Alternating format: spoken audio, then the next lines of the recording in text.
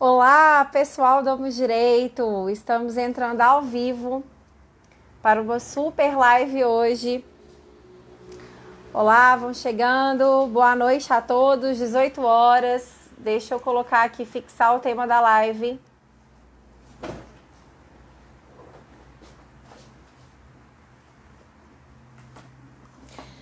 Boa noite a todos. Como estão todos?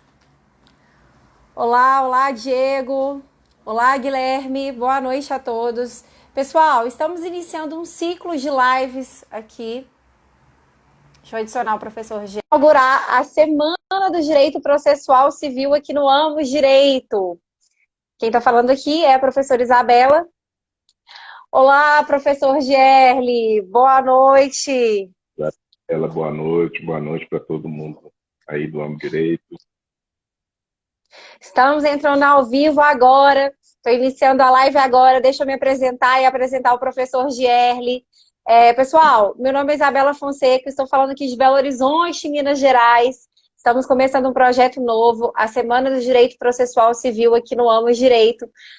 Deixem aqui a localidade da onde vocês estão falando, chamem seus colegas para assistir a nossa live, porque a nossa live hoje é extremamente especial. Estamos recebendo hoje o professor Gerli Nunes, professor da PUC Minas, da Universidade Federal aqui de Minas Gerais, do mestrado e doutorado, e autor de um dos livros muito famosos, né, um dos livros mais vendidos sobre essa temática de tecnologia, que é o livro de Inteligência Artificial do professor Gerli. Professor, é um prazer te receber aqui hoje. Seja bem-vindo. Obrigado, Isabela. Uma honra estar aqui para falar com os seus espectadores aí. Vamos ver o que a gente consegue apresentar para eles nesse breve tempo que nós temos aqui para debater talvez o tema dos mais relevantes da atualidade e que, em alguma medida, a pandemia colocou em destaque ainda maior, que é exatamente as discussões em torno da virada tecnológica no direito, em especial no direito processual. Excelente, professor Gerli. Pessoal, qualquer dúvida sobre a temática, vá deixando nos comentários. Eu estou acompanhando aqui e logo, logo a gente pergunta para o professor Gerli, tá bom? Professor Gerli, bom, a gente escolheu essa temática, processo e tecnologia, uma temática assim que você é um dos grandes expoentes. Eu queria que você começasse fazendo uma introdução à temática, né? Afinal de contas, o que o direito processual tem a ver com a tecnologia? Como é que a gente pode dar um panorama desse novo cenário que nós estamos enfrentando? Bem, na verdade, Isabela, como você também é estudiosa do tema, conhece profundamente, a tecnologia, na verdade, ela, no campo do direito processual, ela vem sofrendo, na verdade, uma ressonância que está, na verdade, se consolidando através de algumas etapas. A primeira etapa é uma etapa para a qual o direito brasileiro está muito avançado, que é a etapa de virtualização, digitalização das atividades processuais, que se dá num primeiro momento pensando tão somente numa mudança de meio, ou seja, nós saímos daquele meio de um processo presencial, de autos em papel, para um processo que vai se desenvolver a partir de 2006 de um modo mais consistente, a partir da Lei 11.419, de modo eletrônico. Só que essa mudança, desde esse primeiro movimento, não trouxe tão somente uma carga instrumental, ou seja, a ideia de que essa mudança seria tão somente uma mudança de plataforma, na verdade, não induz um quadro de realidade, porque a partir do momento em que eu transformo as atividades do campo do processo para um âmbito eletrônico, automaticamente o próprio advogado, e o juiz também, ele precisa perceber que ele precisa mudar o próprio modo como ele procede à apresentação de suas informações. Perceba que, inclusive, esse movimento induziu agora com a pandemia uma percepção cada vez maior dos profissionais em torno do chamado legal design, que é exatamente a utilização do design como funcionalidade, juntamente com a tecnologia e o direito, com o intuito de se perceber que, na medida em que eu adoto uma atuação profissional de tela, ou seja, as minhas petições vão ser lidas numa tela de computador, e o meu contato com os desembargadores e ministros, e até com os juízes de primeiro grau, dar-se-á através de tela, ou seja, vou fazer um despacho eletrônico, fazer uma sustentação oral por hiperlink, que eu chamo de sustentação por hiperoralidade, você precisa começar a se valer de elementos gráficos de design para exatamente, em alguma medida, compensar a perda da pluridimensionalidade da presença física. Só que, além disso, essa primeira etapa de virtualização, ela também induz a percepção de que eu não posso simplesmente reproduzir no campo eletrônico aquilo que se dava no campo do processo em papel. Porque não tem menor lógica, por exemplo, quando um juiz vai proferir uma decisão, que ele assine um papel, passe para o seu servidor para que ele seja juntado aos autos. Isso não tem a menor razão de ser, na medida em que uma série de atividades no curso do processo podem ser automatizadas, inclusive através de algumas técnicas, como, por exemplo, a mineração de processos.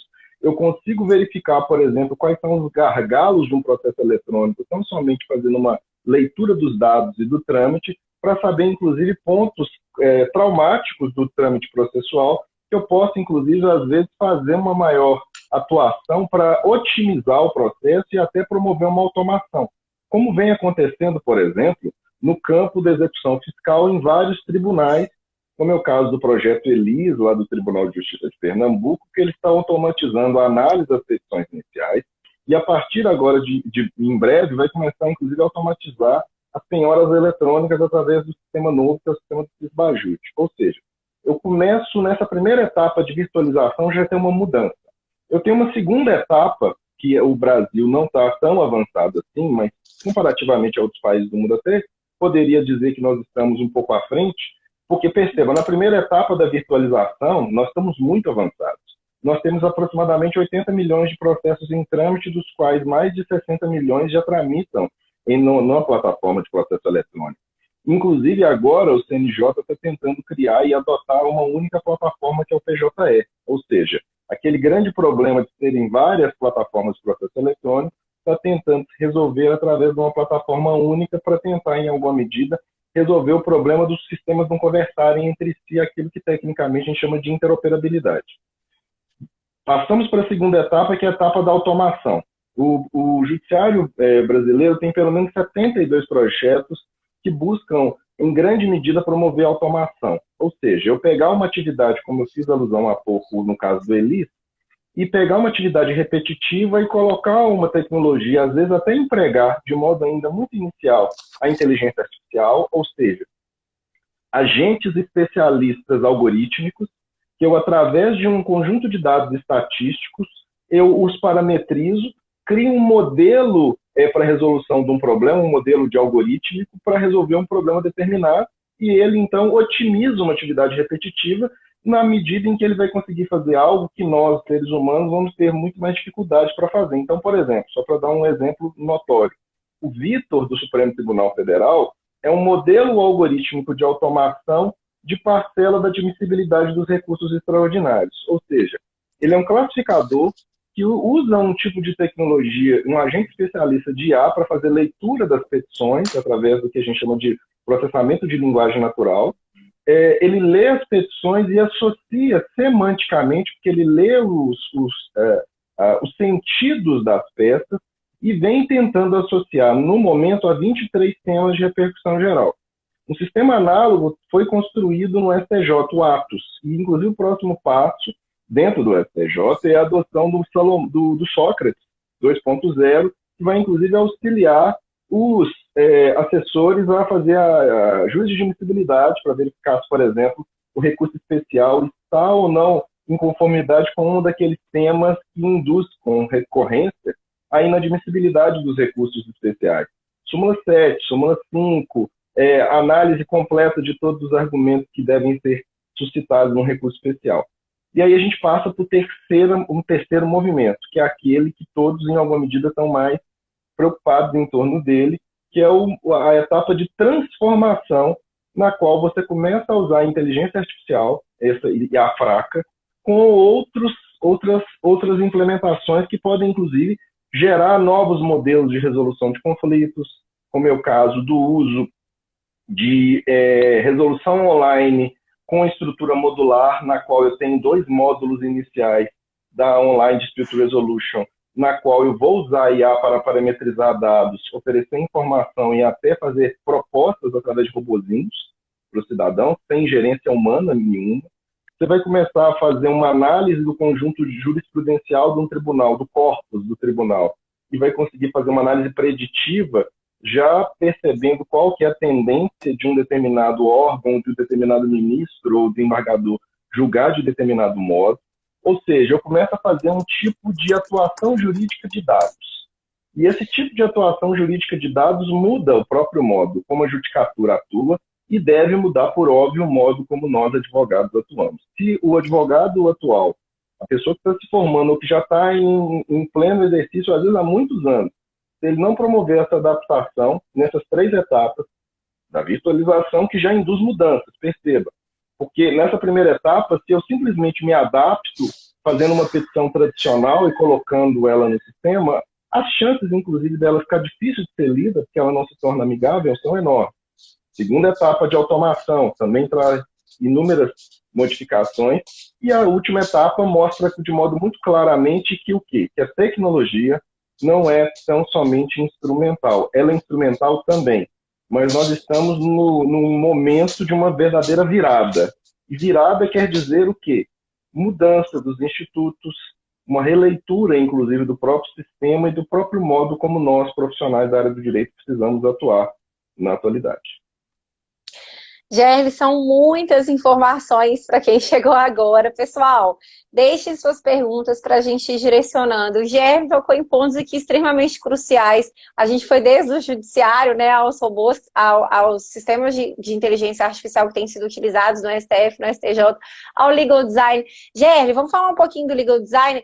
Você acha que ele também pode ser algo assim que, se o advogado não souber efetivamente utilizá-lo, pode muito prejudicar em termos qualitativos? Outra questão, você acha que essa questão do PJE, você citou, né, a unificação dos sistemas, a gente sabe que vários advogados criticam muito os sistemas atualmente exatamente por não estarem unificados e toda uma tramitação extremamente morosa. Muitos falam, inclusive, que faltou um diálogo com o pessoal da área jurídica. Você acha que os nossos sistemas eletrônicos hoje, eles são capazes de evitar as etapas mortas do processo ou eles mantêm essas etapas? Essas 2 perguntas que eu queria fazer para você. Ótimas perguntas, Isabela. Vou começar pela última. A questão da própria consolidação do processo eletrônico sempre foi um problema e diz respeito ao próprio modo como ordinariamente o judiciário implementava essas plataformas. Primeiro porque havia aquela ideia de que cada presidente do tribunal queria criar uma plataforma para chamar de seu, né? Eu quero criar o PJE para chamar de meu. Ou seja, isso acaba criando essa babel eletrônica que os sistemas não conversavam entre si, que é o grande problema da interoperabilidade. Inclusive tem trabalhos muito bons da Cris Iwakara, inclusive, que ela tem uma obra que acabou de sair nesse sentido, e inclusive falando desse princípio da interoperabilidade. Ou seja, essas questões precisam ser devidamente percebidas, porque havia necessidade de criação de um projeto do processo eletrônico que conversasse com todas as pessoas. Isso não foi feito, mas o PJE foi se atualizando e hoje a tendência é de que ele aprimore de tal modo, porque ele foi consolidado de um modo muito interessante, e esse dado precisa ser apresentado. Ou seja, o PJE ele foi consolidado desde a sua matriz mais básica para ele trabalhar com IA, porque ele permite uma captação de dados muito interessante que pode auxiliar nisso que é a sua pergunta, ou seja, conseguir fazer um diagnóstico melhor através de uma parametrização de dados, usando um modelo algorítmico de inteligência artificial fraca.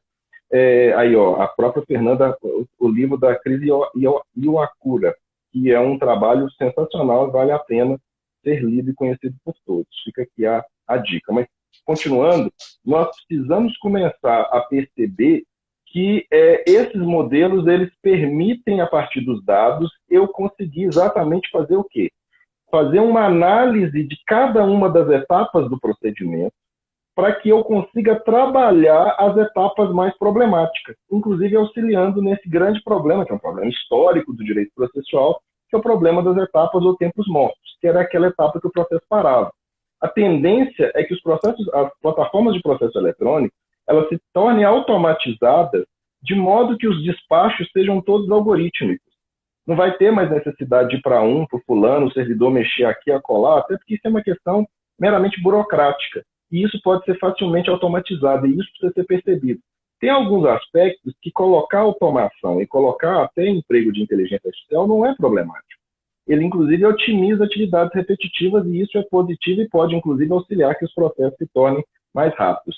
Alguns países, como, por exemplo, Estados Unidos, eles chegaram a fazer uma alteração na legislação em Ohio, que eles pegaram a partir da análise do trâmite eletrônico do processo e diminuíram, inclusive, as etapas, porque eles perceberam que algumas etapas eram inúteis durante a tramitação do processo.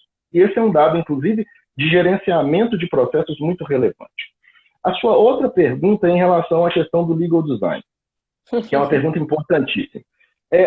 Com a pandemia, as pessoas acordaram para a existência do legal design e acordaram para a existência do visual law, ou hipermodalidade jurídica, que é exatamente a percepção de você usar elementos de design nas suas comunicações, elementos gráficos, tal qual, diferentemente do texto escrito, tal qual nós estamos acostumados. Isso é algo positivo? Sim. Só que usar design não é tornar a sua petição esteticamente mais bonitinha. Usar design é tornar algo mais funcional. Design está ligado com funcionalidade, não com beleza.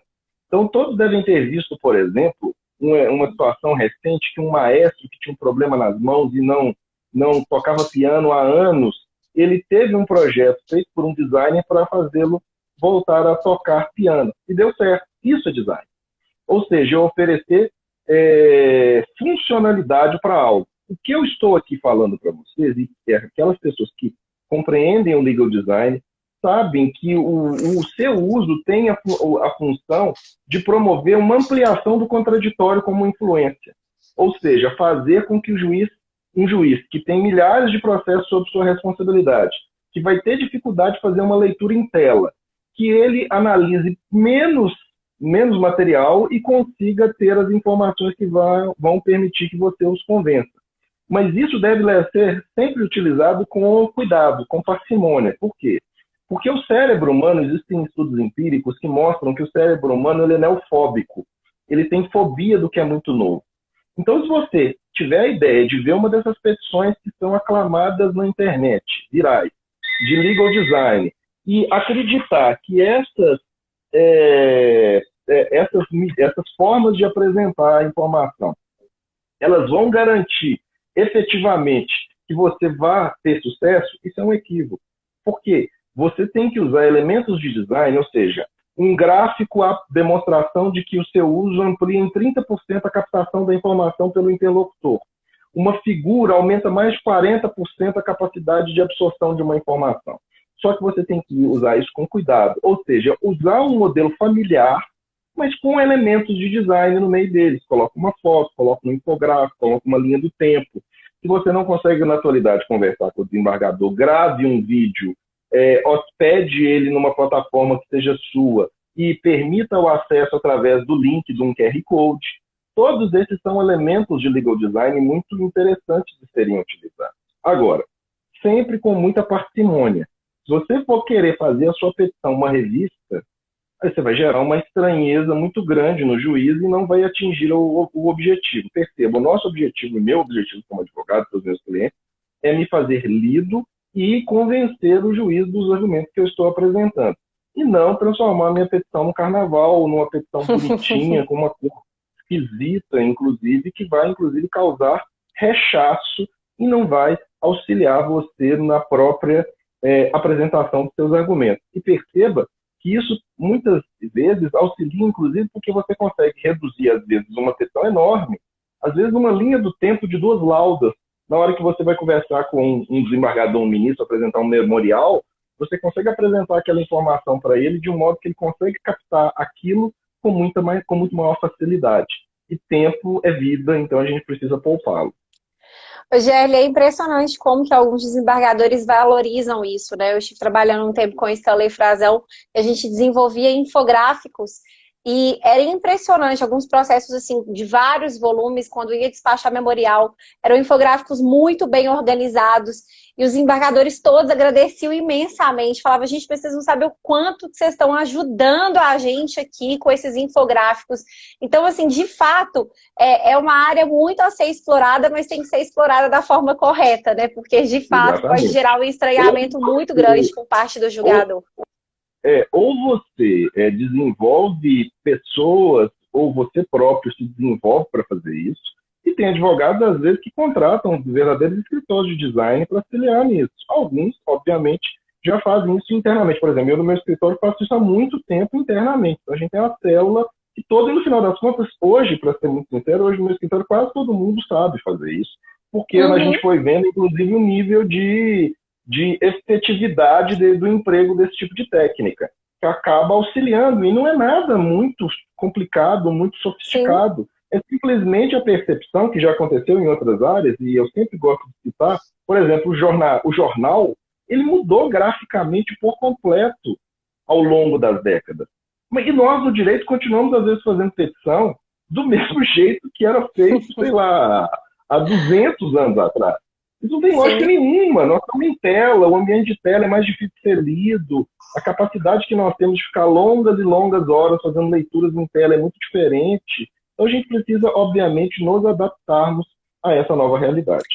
Excelente. Quero cumprimentar todos os amigos que estão nos assistindo aqui hoje. Não tem como a gente falar o nome de todos, mas estou vendo todas as perguntas e comentários. Pessoal, deixei aqui fixado o Instagram do professor Gerli Nunes.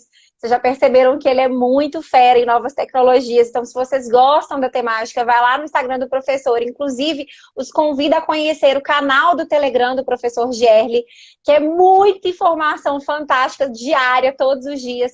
Lá no link do Instagram vocês também acham o canal do Telegram do professor. Professor, tem uma dúvida aqui, perguntaram sobre a edição do seu livro de inteligência artificial, vou te passar a palavra, mas a gente não vai poder, né, Gê, deixar essa live, já foram 20 minutos de live, sem tocar na principal temática, que é o objeto dos nossos estudos, que é a inteligência artificial puramente simples, né? Eu vi algumas perguntas, já tem pergunta aqui, falando, eu quero saber sobre vieses algorítmicos, já perguntaram, a máquina é neutra, que tal a gente começar a desviar o nosso foco um pouquinho para essa questão de juiz-robô, sobre decisões algorítmicas e essa questão de vieses algorítmicos. Vamos entrar nessa temática? Vamos embora. Perceba, primeira coisa que a gente precisa pontuar. Quando a gente fala de inteligência artificial, muitas pessoas acham que isso é um estudo novo, e na verdade ele não é. Ele surge a partir de um texto seminal de 1950 de um matemático de nome Alan Turing, que ele, na verdade, ele começa o seu texto perguntando se as máquinas podem pensar. Ou seja, a ideia dele era exatamente criar o que ele aludia como jogo da imitação, que seria aquilo que se convencionou chamar anos depois como teste de Turing. Seria a possibilidade de que, mediante uma interlocução com uma máquina, eu fosse convencido que estivesse diante de um ser humano e não de uma máquina. E por isso o nome de jogo de imitação.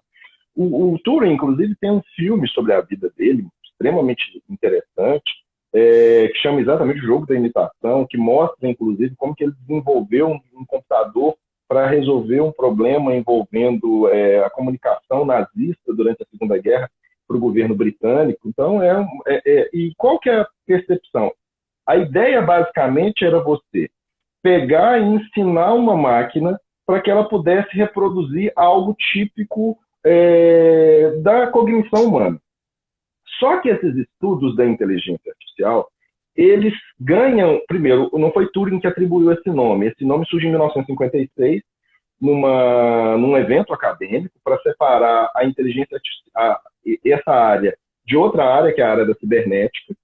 E a inteligência artificial, ela ganha e ela funciona basicamente como uma grande tecnologia de propósito geral. Como assim? Então, eu não dou para falar que a inteligência artificial, a tecnologia da inteligência artificial. Na verdade, a inteligência artificial é um campo guarda-chuva que envolve um sem número de áreas da matemática, da computação, que servem basicamente o quê? Para que você, através dessa chamada tecnologia, esse guarda-chuva, você consiga emular várias hipóteses de cognição humana. Então, costuma-se falar que a IA é uma tecnologia de propósito geral, ou seja, é igual a energia elétrica, é igual o motor de combustão, ou seja, eles têm inúmeras aplicações e ele não serve só para uma coisa só. Só que a inteligência artificial que começou a ganhar dimensão ao longo dessas décadas foi aquela nominada inteligência artificial fraca, ou agentes especialistas, que basicamente funciona de qual modo? Você normalmente, quando pensa na programação de um computador, e você pensa no programador, vai ser uma pessoa que vai assentar, vai apresentar uma rotina matemática, um passo a passo matemático, a gente chama de algoritmo, para resolver um problema X e que ele sempre vai dar a mesma resposta. Isso é uma programação tradicional. A inteligência artificial não funciona assim. A inteligência artificial, eu tenho um grupo de pessoas que vão criar, na verdade, ou vão alimentar e vão estruturar um modelo algorítmico que o próprio modelo vai construir um modo para dar uma resposta. E como ele faz isso? Ele usa modelos. E esses modelos têm variadas formas. Pode ser uma árvore decisória, mas a mais, digamos assim, festejada de bons anos para cá são as redes neurais. Que basicamente, por que desse nome, rede neural? Porque ela tenta exatamente reproduzir o padrão dos neurônios cerebrais. Então você cria o quê? Você cria um modelo, na verdade o quê? Você cria um algoritmo que vai criar um modelo que você não sabe muito bem como que ele vai chegar à resposta, porque na verdade você alimenta ele de dados de entrada e de dados de saída, e ele vai fazendo um cálculo interno, mediante uma programação matemática, para ele chegar a uma resposta. E a função dos técnicos, das pessoas, é verificar, no primeiro momento, qual que é o grau de precisão ou qual é o grau de acurácia para ele chegar a essa resposta. E quando ele chega num grau de acurácia alto, a gente começa a trabalhar com ele para resolver um problema. Que pode ser um problema que todos nós nos valemos dele. Então, todo mundo tem smartphone. O seu smartphone tem uma inteligência artificial que é um agente especialista para liberar a tela. Basicamente, ele serve para o quê? Para fazer uma leitura biométrica da sua íris, do seu formato de rosto, ou seja, com qual finalidade? Abrir a tela. Isso é uma inteligência artificial. Ou seja, é um agente especialista para resolver qual problema? O problema de liberar a sua tela. Você pode ter um outro agente especialista que serve para o quê? Para mostrar qual que é o melhor trajeto para eu chegar no meu serviço. O Waze. Você pode ter um outro IA para te auxiliar, por exemplo, a partir da sua navegação, quais são as melhores opções para você assistir no Netflix. Tudo isso são inteligências artificiais de propósito específico. Nós estamos muito longe ainda daquilo que se convencionou chamar de IA geral, IA forte ou singularidade, que seria a possibilidade da gente ter um tipo desse modelo algorítmico que resolveria muitos problemas. Eu tenho IA que resolvem problemas extremamente complexos, e eu sempre faço menção, tem até uma playlist no meu YouTube, que eu tenho um documentário lá, catalogado numa playlist que é Direito Processual e Tecnologia, no qual está lá esse documentário, chama AlphaGo. Esse documentário mostra uma situação ocorrida em 2016, que uma empresa de tecnologia criou uma IA para julgar com o maior jogador do jogo de tabuleiro mais complicado do mundo, que chama Go. Eles criaram um modelo algoritmo de IA, que chama AlphaGo, para jogar com esse cara. Esse cara era multicampeão, tinha ganhado de todo mundo, inclusive estava super marrento, falando assim, é impossível de eu perder, uma coisa desse tipo, e ele tomou uma lavada de 4-1 da máquina.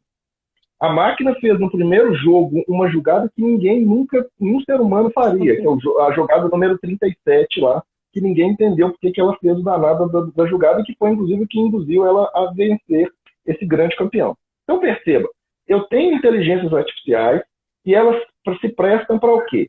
Para resolver problemas. E aí vocês poderiam me perguntar, mas por que durante tanto tempo a IA ficou meio dormindo? Porque a gente não falava de IA como a nova energia elétrica, como alguns hoje dizem, até recentemente. Isso se deu por um fato singelo. Nós, a partir do advento da internet, em especial a partir de 2003, nós tivemos uma explosão de dados.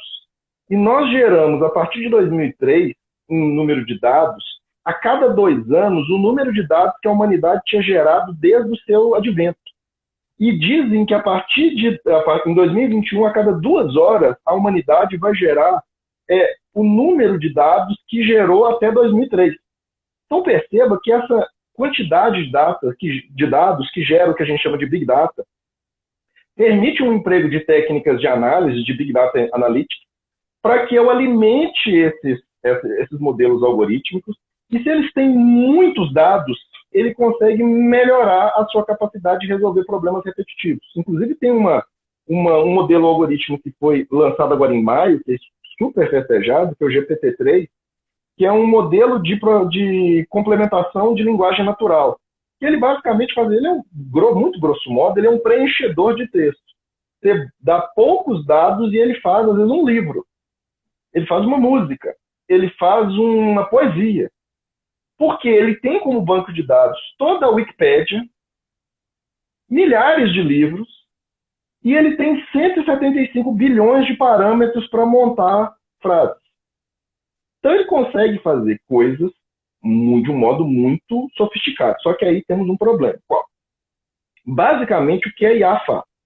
A IA, ela pega um banco de dados, os parametriza, e a partir de um modelo algorítmico ele resolve um problema. Simplificando de modo absurdo o que uma IA sofisticada faz. Mas basicamente é isso. Ela trabalha com elementos estatísticos, mas ela não sabe muito bem o que ela está fazendo. Porque ela simplesmente o que? Ela parametriza os dados e a partir dessa parametrização de dados ela te dá uma resposta. E às vezes ela te dá até uma explicação por que ela chegou àquela resposta. Só que às vezes o que ela enxerga como parâmetro para dar uma explicação é algo absurdo. Então eu sempre gosto de fazer alusão de uma IA da IBM que foi treinada para separar um husky, cachorro husky, de um lobo. E ele pegou milhares de fotos e tal, e foi tentar separar o husky. E eles conseguiram. E o elemento que ela achou para separar o husky do lobo era a presença de neve no entorno do lobo. Ou seja, sem lógica nenhuma. Mas ela conseguiu enxergar um parâmetro diferencial entre as aparências dos bichos. Porque para nós é muito fácil separar um bicho do outro, para a máquina não. E o problema se torna um pouco mais grave, porque se eu não tratar devidamente o conjunto de dados, o que a gente chama de dataset, para alimentar a máquina, para ela me dar uma resposta, se eu colocar um conjunto de dados insuficiente ou um conjunto de dados adulterado, a máquina pode te dar uma resposta exponencialmente errada. E o exemplo da moda, e o exemplo do momento, é o problema envolvendo o chamado policiamento preditivo, que basicamente é a utilização de uma IA para fazer reconhecimento facial, para verificar, por exemplo, onde policiar, se determinada pessoa é criminosa ou não. Porque há um movimento no mundo inteiro, hoje, tirando a China, no qual vem se defendendo que não se deve usar esse reconhecimento facial Acho que tirando a Índia, acho que tirando a Índia também, Gerli, que é outro grande produtor desse tipo de inteligência artificial. Mas são dois países sui generis, porque no Ocidente há todo um movimento para acabar com o reconhecimento facial pelo policiamento. Por quê? E aí eu explico. Porque a IA, existe uma demonstração que ela tem uma precisão muito menor para identificar com acurácia, com precisão, minorias. Então, se a pessoa é negra, se a pessoa é latina, o conjunto de dados é muito menor do que se for pessoas brancas. E existe uma demonstração empírica em inúmeros textos, pesquisas empíricas de inúmeras áreas. Vocês conseguem achar em profusão isso na internet, mas se quiserem pode ir até eu tenho um texto de dois textos de 2018, nos quais estão lá no meu academia.edu, que eu costumo brincar que é a rede social dos nerds, que lá tem uns textos nos quais eu vou, em alguma medida, explicar como que essa situação funciona e qual que é o problema desse chamado viés do modelo algorítmico. Que é basicamente o quê? Você ter a possibilidade de ter uma resposta adulterada por ter um dataset, por exemplo, equivocado. Pode falar. essa questão do reconhecimento facial está assim, em alta. A gente tem, inclusive, faz parte, é um dos professores nossos, né, da pós-graduação de Inteligência Artificial e Novas Tecnologias, que você é um dos coordenadores do CEDIM. O professor Joe Cortes muito tem publicado sobre isso, né? A gente tem hoje notícias da Justiça Britânica, que ela acabou de declarar ilegal a utilização do reconhecimento facial por parte da polícia britânica, falando claramente desses equívocos e muito nessa questão Mas de minorias. essa sua Rapidinho. lembrança é muito boa, mas assim, no caso específico da decisão britânica, o motivo que eles declararam ilegal não foi o problema do viés. Eles, inclusive, na decisão expressamente, eles dizem que eles não têm como verificar se o algoritmo é enviesado ou não. O que induziu lá eles discutirem a ilegalidade do reconhecimento pela polícia foi, na verdade, o problema do uso de dados, que é uma outra grande discussão que a gente está no olho furacão dela aqui também no Brasil, pela potencialidade de entrada em vigor da LGPD. O problema deles lá foi a GDPR, com base na GDPR, eles declararam o reconhecimento facial pela polícia ilegal. Mas esses dois assuntos, por óbvio, conversam entre si de um modo muito umbilical e acabam colocando em pauta essa percepção que todo mundo que está nos assistindo aqui precisa ter a partir de agora. Essa ideia de ficar preocupado, achando que questões tecnológicas são questões basicamente de, como se diz, uma questão de ficção, uma coisa avançada ou coisa que o valha, não é verdade. Pelo contrário, é um aspecto que todos nós precisamos nos adaptar e perceber como que ela funciona adequadamente. Diga, Isabela. Não, excelente. E também a própria IBM, né, que é a empresa com, assim, a gente pode dizer, maior força no mercado no que tange essa tecnologia de reconhecimento facial, enviou recentemente uma carta, né, para o Congresso americano falando que ia parar de produzir esse tipo de tecnologia. Isso trouxe bastante impactos. O que você acha sobre essa manifestação da IBM? Na verdade, a manifestação da IBM foi a primeira que puxou inúmeras outras manifestações de empresas de tecnologia. Na verdade, há um movimento dos próprios empregados das grandes empresas de tecnologia, em alguma medida, impedir ou defender que não seja fornecido esse tipo de tecnologia para fazer policiamento preditivo. O único ou um dos países que isso não tem, e obviamente é o maior, que tem a tecnologia mais desenvolvida em termos de reconhecimento facial no mundo, que é até uma empresa que chama Megvii, é o Estado chinês. Mas porque lá na China, eles vivem um verdadeiro Estado totalitário digital. Então, ou seja, existe uma região na China, que é enorme, que lá tem um grupo étnico que é contra o governo chinês. E eles mantêm um controle dessa população através de reconhecimento facial. E se por uma eventualidade esse grupo se reúne, essas pessoas são literalmente presas e levadas para campos de concentração dentro da China. Então lá eu estou diante de um tipo, inclusive, muito perigoso de uso de tecnologia. E que é uma situação muito paradoxal. Porque se você conversa com um chinês de classe média, média alta, eles acham esse uso de tecnologia algo muito positivo.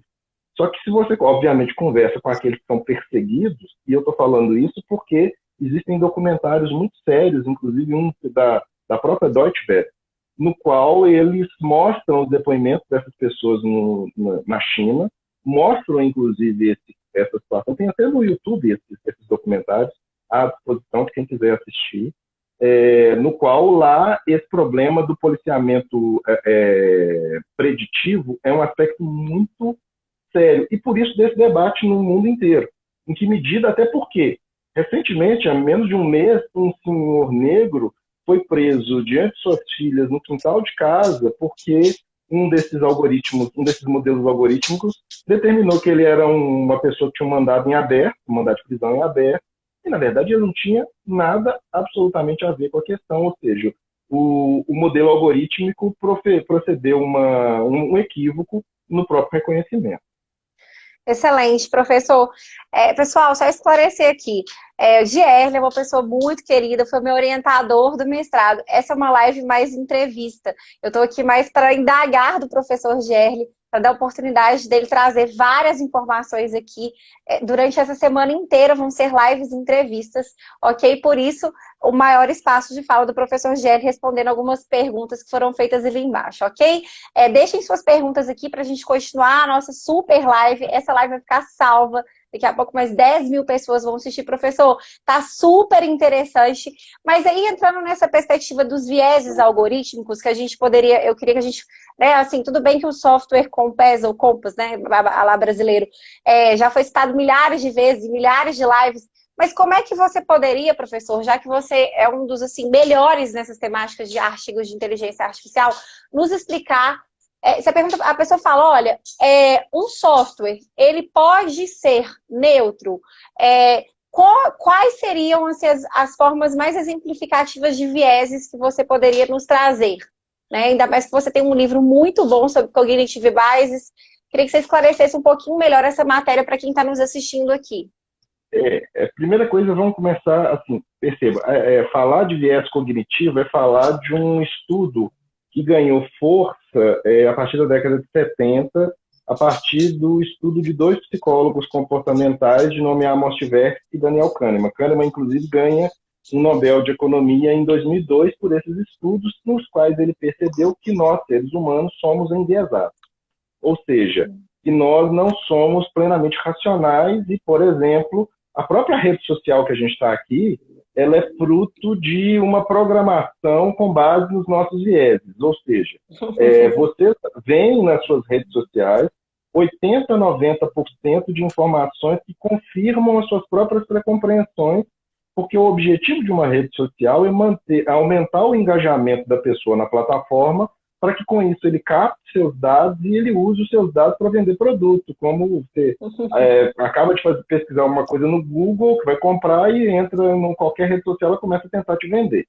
Então, o objetivo da rede social não é para te informar, o objetivo da rede social é para gerar engajamento através de injeções contínuas de dopamina a cada like, a cada compartilhamento e a cada comentário positivo que você recebe. Para isso, é para te viciar que serve a rede social e para captar dados, e por isso que elas são potências, aparentemente sendo gratuitas, mas na verdade a gente está doando dados o tempo todo para elas. Bem, então perceba, a partir do momento em que eu tenho esses vieses, e todos nós temos, haveria a possibilidade ou a ideia, em princípio, que se eu transferisse, se nós seres humanos, se o juízo humano, por exemplo, decide com base em estereótipos, então, eu bato o olho numa pessoa e eu já julgo ela pela aparência, pelo comportamento, seja lá o que for. Qual não seria talvez mais interessante transferir essa atividade decisória para as máquinas? Porque talvez eu estaria diante de uma decisão neutra, na medida em que, se nós humanos somos enviesados, não seria mais conveniente transferir isso para a máquina, criar um modelo algorítmico bem feito, no qual eu teria uma acurácia, uma precisão, uma eficiência maior, e com isso eu induziria talvez uma maior possibilidade de respostas corretas. Só que o que se demonstrou ao longo dessa última década é que a utilização de modelos de IA em decisões sensíveis, como são as decisões nossas da área do direito, é algo muito perigoso, porque começou a se verificar, isso começou não propriamente na área do direito, isso começou com a análise, por exemplo, de crédito em instituições bancárias, que é o que eles chamam de credit score. Ou seja, a pessoa ia pedir, há bons anos atrás, um empréstimo, quem fazia análise se a pessoa ia ter o empréstimo ou não era um ser humano. E o que se acreditava nesse tipo de situação? Que, às vezes, o ser humano ele iria beneficiar uma pessoa em detrimento da outra. E eles começaram a aplicar isso nos bancos nos Estados Unidos e eles começaram a perceber que a resposta da máquina era muito similar à resposta dos seres humanos e que fazia com que a máquina concedesse mais crédito para as pessoas brancas do que para as pessoas negras, mais para homens do que para mulheres. E eles começaram que o problema era o dataset, era o conjunto de dados que alimentava a máquina e que induzia na máquina um comportamento enviesado, um comportamento preconceituoso. Isso começou a ser utilizado também no campo do direito para fazer o que a gente chama de risk assessment, que é a análise de risco. Então, o exemplo que você fez alusão, com muita precisão, como sempre, é o exemplo do Compass. O Compass é um algoritmo que foi desenvolvido com o intuito de promover análise de risco de detentos nos Estados Unidos. E o que se percebeu é que o Compass ele ampliava o risco se a pessoa fosse negra ou se a pessoa fosse latina, pelos mesmos motivos. Ou seja, a máquina é tão boa quanto os seus dados. Se eu tratar os dados, eu posso ter respostas melhores. Se eu não tratar os dados, eu posso ter decisões enviesadas. E aí você poderia me falar, mas então basta eu fazer uma máquina e tratar devidamente os dados. Aí eu tenho um segundo problema. Qual? Um modelo algorítmico de maior performance são as redes neurais, que eu já fiz menção a elas há pouco. E as redes neurais, elas têm uma característica. Elas costumam ser chamadas de modelos algorítmicos black box, ou caixas pretas. Isso quer dizer que eles, em princípio, eles não são explicáveis. Isso quer dizer que ele não consegue explicar por que ele fez isso ou aquilo. E, inclusive, nesse caso do Compass, um determinado cidadão negro de nome Eric Loomis, no estado de Wisconsin, ele foi preso e teve uma pena fixada basicamente com base nos dados do Compass. E o Compass, basicamente, ele não estabelecia os motivos. Esse cidadão, então, recorreu para a Suprema Corte de Wisconsin. A Suprema Corte de Wisconsin falou que o funcionamento do modelo algorítmico era um segredo de propriedade intelectual, então ele não permitiria o acesso, o que não é tão simples assim, porque quando a gente fala desse problema da IA não ser explicável, nós estamos falando basicamente de opacidade. Seria exatamente você não conseguir saber por que ela chegou àquela... ou seja, ela não teria uma transparência algorítmica, ela não seria explicável. E se você está diante de uma situação como essa, automaticamente você está diante de uma caixa preta que decide sobre sua vida, numa questão sensível, e automaticamente ela não explica por quê. Sim. A Suprema Corte de Wisconsin proferiu a decisão, não anulou a decisão, esse cidadão então foi à Suprema Corte, através de grosso modo, um recurso extraordinário para a Suprema Corte americana, o writ of certiorari. E a Suprema Corte não quis analisar, porque achou que não estava madura adequadamente a questão jurídica. Então, percebam que nós temos, no âmbito da IA, um problema inicial. Aí você poderia me indagar. Mas é possível contornar isso? Isso é um problema. Você tocou num ponto crucial aqui, que tem um texto excelente da professora Isabela Ferrari, né, que é juíza. Ela vai falar muito desse caso, né, do Eric Loomis, e vai falar que a gente tem a falácia de que a transparência algorítmica seria acesso ao código-fonte, o que foi legado a ele nesse caso. Mas a grande questão é que, pensando em algoritmos não programados, esse mesmo que você citou, com redes neurais profundas, pode ser, às vezes, assim, como disponibilizado o acesso ao código-fonte, que o que vai faltar é a tal da compreensibilidade. Então, assim, muito se acha que transparência algorítmica é o fato de você não ter acesso ao código-fonte, mas o nosso maior problema é a questão da opacidade, da compreensibilidade. Pessoal, vocês estão achando essa temática muito complexa? Olha só, não tem problema. Inclusive, quero indicar para vocês o Academia.edu do professor Gerli Nunes. Eu quero dizer que tem textos excelentes lá.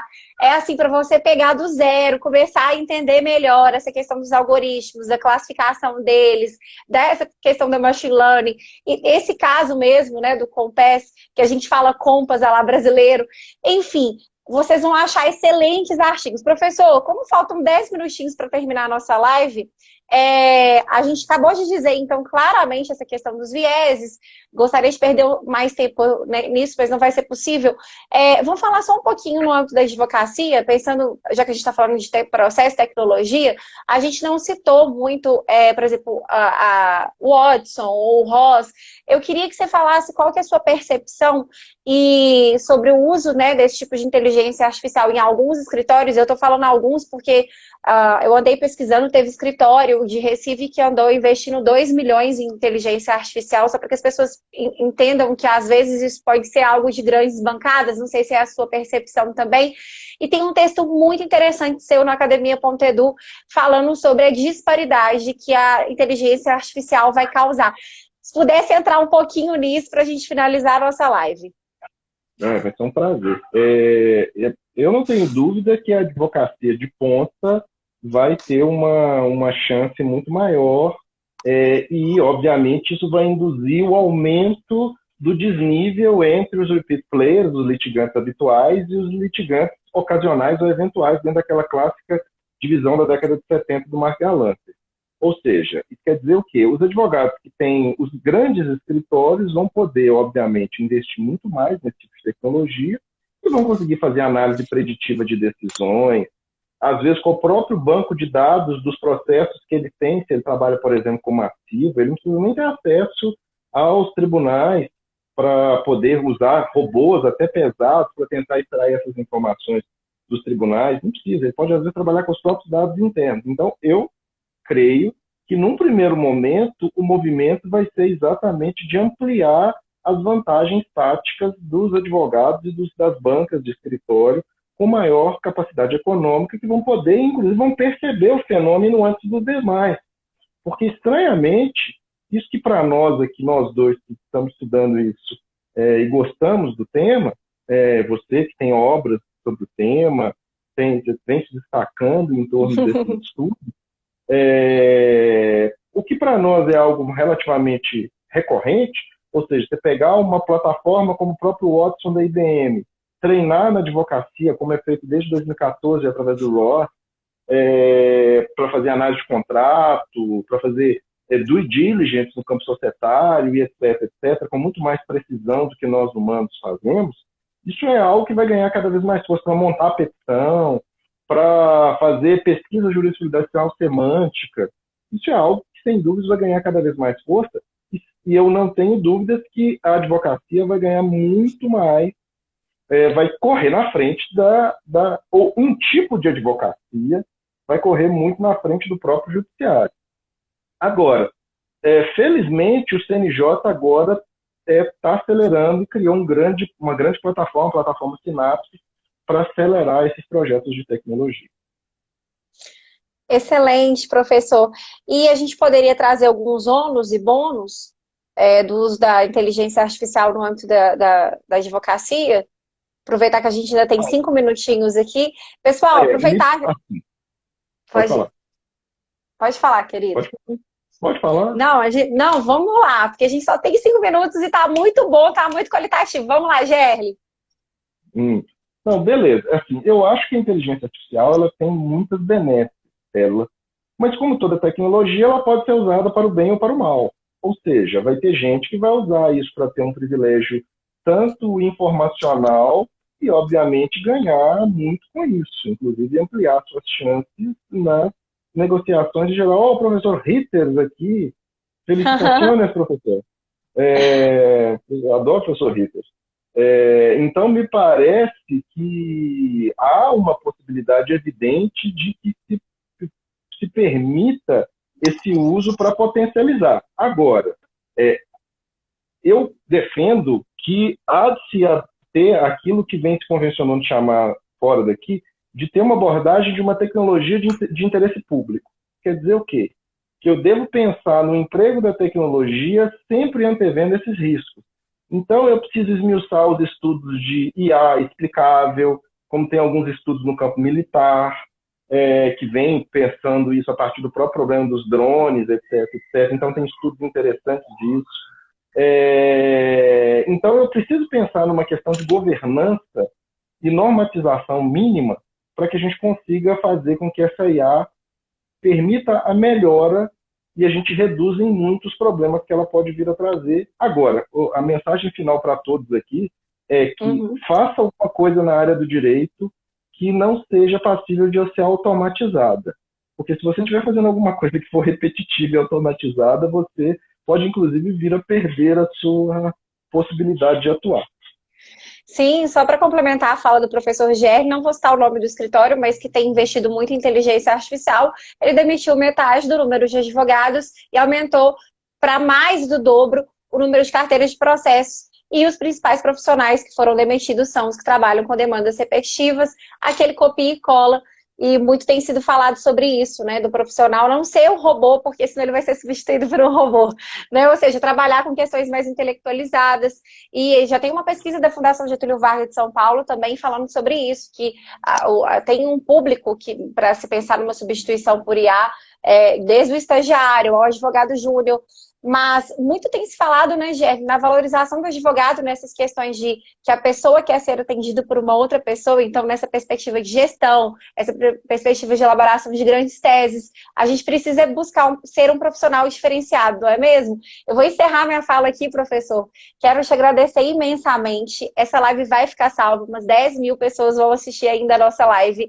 E vou deixar aqui então, pessoal, assim que vocês estiverem assistindo, para que vocês vá lá no Instagram do professor Gerli, conheça o trabalho dele, no Telegram também, para que vocês acompanhem todas as perspectivas de inteligência artificial, também de direito processual civil. Gerli, foi um prazer. E vou deixar meu Insta aqui também, né, gente? Eu comento muito sobre inteligência artificial no meu Insta, é Bela Fonseca Alves, do professor Gerli Nunes. Muito obrigada pela presença de vocês, professor Gerli. Foi um prazer estar com você aqui. Em breve vamos nos encontrar no Direito News. Então, vai ser um prazer também sigam a professora Bela Fonseca, inclusive o canal dela também do Telegram, que a professora também se destaca muitíssimo nesses estudos. Nós que éramos poucos, agora estamos nos reproduzindo e a gente precisa ter cada vez mais interlocutores. E fica aqui meu abraço para todos, meu carinho e até breve. Foi ótimo, professor. Boa noite, pessoal. Até breve, até amanhã às 18 horas com a live do Daniel Neves, né? Manuel Assunção Amorim. Abraço, pessoal. Tchau, Gerli. Até logo.